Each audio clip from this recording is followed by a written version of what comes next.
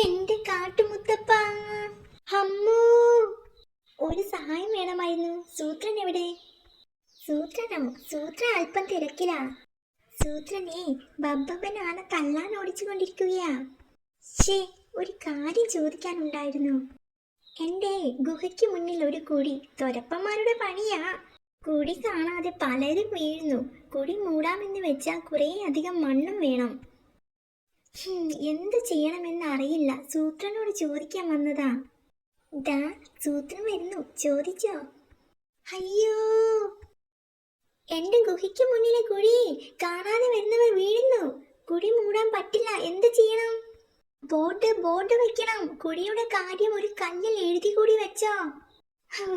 അത് ശരിയാ, അത് വായിച്ചാൽ ആളുകൾ മാറി നടന്നോളും. എന്റെ കാട്ടുമുത്തപ്പ.